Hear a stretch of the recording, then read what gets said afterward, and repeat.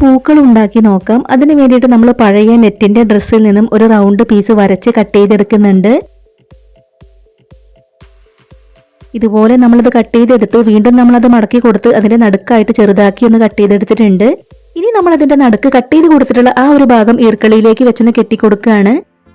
ഇനി നമുക്കത് ഇതുപോലെയാണ് ചെയ്തെടുക്കേണ്ടത്. ഈ ഒരു ഭാഗം നമുക്ക് കൂട്ടിപ്പിടിച്ച് മുകളിലേക്ക് ഇതുപോലെ ഒന്ന് പൊക്കി കൊടുക്കണം.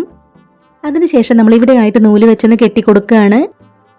ഇനി നമ്മുടെ ഫ്ലവർ ഒന്ന് ശരിയാക്കി എടുക്കുന്നുണ്ട്. നമ്മളിതിന്റെ തണ്ടിൽ ഗ്രീൻ കളർ പ്ലാസ്റ്റിക് കവറാണ് ചുറ്റി കൊടുക്കുന്നത്. അപ്പൊ നമ്മൾ അതിൽ നിന്നും ഒരു പീസ് കട്ട് ചെയ്തെടുത്ത് തണ്ടിലേക്കൊന്ന് ചുറ്റി കൊടുക്കുകയാണ്. ഇനി നമ്മൾ ഇതിലേക്ക് വെച്ച് കൊടുക്കാനുള്ള ഇലകളും പ്ലാസ്റ്റിക് കവറിൽ നിന്ന് തന്നെയാണ് ചെയ്തെടുക്കുന്നത്. ഇലകൾ കട്ട് ചെയ്തെടുക്കാൻ വേണ്ടി പ്ലാസ്റ്റിക് കവർ ഇതുപോലെ ഒന്ന് ഒട്ടിച്ചെടുത്തു. ഇനി നമുക്ക് അതിൽ നിന്നും ഇലകൾ കട്ട് ചെയ്തെടുക്കാം. കട്ട് ചെയ്തെടുത്തിട്ടുള്ള ഇലകൾ കൂടെ അതിലേക്കൊന്ന് ഒട്ടിച്ചു കൊടുക്കുകയാണ്. ഇനി നമ്മൾ ചെയ്തെടുത്തിട്ടുള്ള ഫ്ലവറിന്റെ നടുക്കായിട്ട് നമുക്ക് വൂളൻ ത്രെഡ് കട്ട് ചെയ്തതും കൂടെ ഒട്ടിച്ചു കൊടുക്കണം.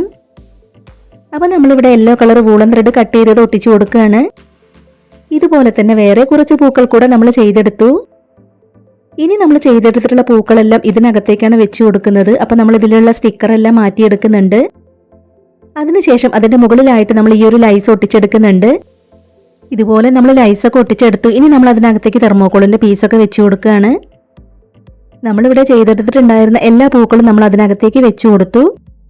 തെർമോക്കോൾ പീസിന്റെ മുകളിലും കൂടെ നമ്മൾ വൂളൻ ത്രെഡ് കട്ട് ചെയ്തത് ഒട്ടിച്ചെടുക്കുന്നുണ്ട്. സിമ്പിളായി ചെയ്തെടുക്കാൻ പറ്റുന്ന ഈ പൂക്കൾ നിങ്ങൾക്ക് ഇഷ്ടമായിട്ടുണ്ടെങ്കിൽ ഒരു ലൈക്ക് തരിക. നമ്മുടെ ചാനൽ ഇതുവരെ സബ്സ്ക്രൈബ് ചെയ്യാതെ കാണുന്നവരുണ്ടെങ്കിൽ ഒന്ന് സബ്സ്ക്രൈബ് ചെയ്ത് സപ്പോർട്ട് ചെയ്യാൻ മറന്നു പോവരുതേ.